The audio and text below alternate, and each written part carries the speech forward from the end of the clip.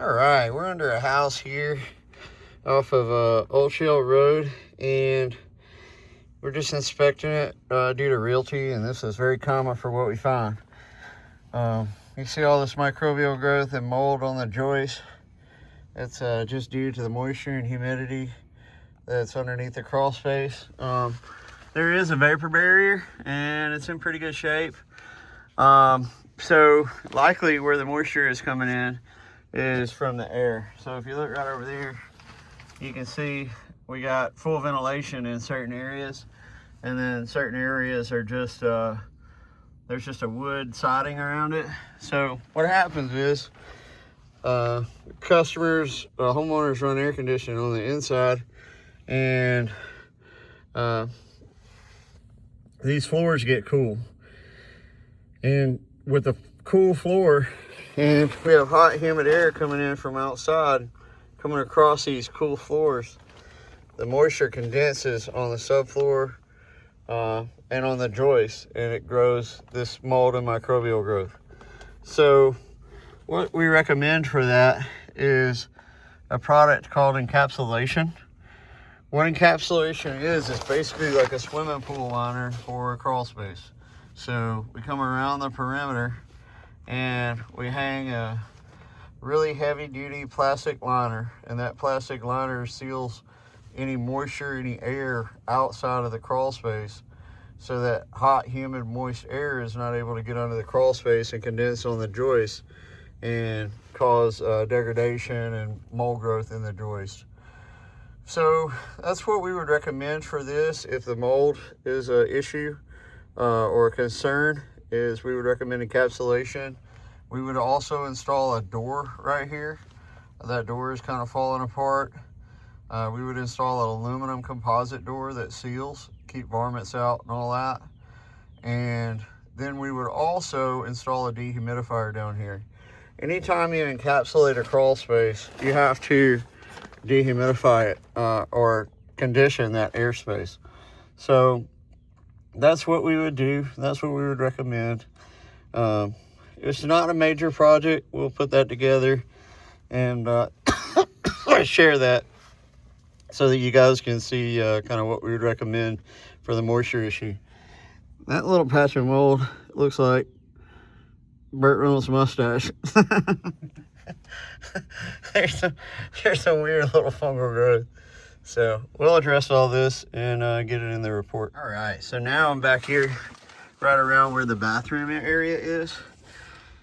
And there's a sag in the floor right there kind of going into the bathroom. You can see somebody's came in and add these dry stacked block columns. And that typically, see, like that's an original column and it's got mortar in between it. And that one's dry stacked. It doesn't have mortar in between it. And it's just sitting on a pier pad on the ground right there. And that one over there is sitting on a pier pad on the ground as well. And these are just going up, it looks like giving some extra support right here around the bathroom. So I can see that the joist size is different, and there's a sag right here. I don't know if you're going to be able to tell it, but maybe you can see that curve right there. There's a sag in that, in between those haven't really they're not supporting that load right there. So what I would do here is remove both of these dry stacked columns. I would go in with a 6x6 underneath there to catch the load on this joist, all the way from this joist all the way over to that joist next to that other permanent column that's original.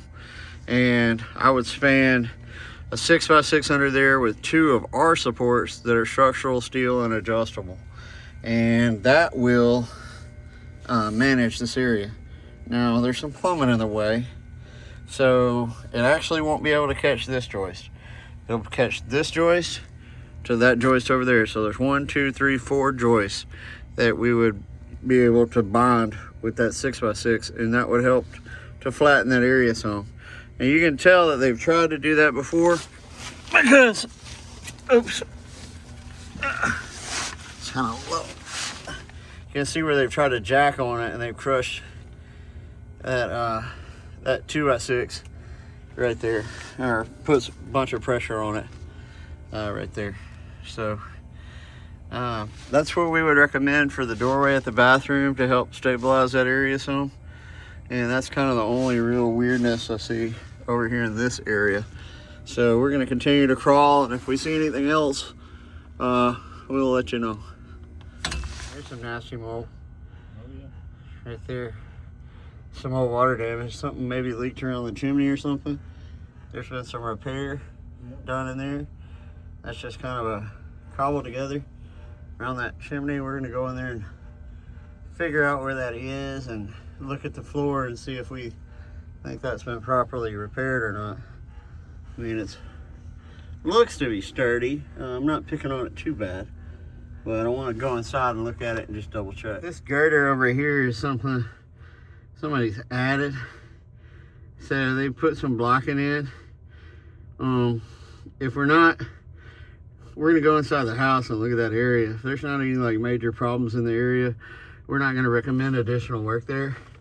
However, you know, even over here, we're seeing plenty of microbial growth, mold growth. So, you know, we definitely got some moisture problems here with the mold in this crawl space. So we're gonna definitely recommend an encapsulation with a, you know, that one's cleaner. Like that's cleaner and then patches of mold.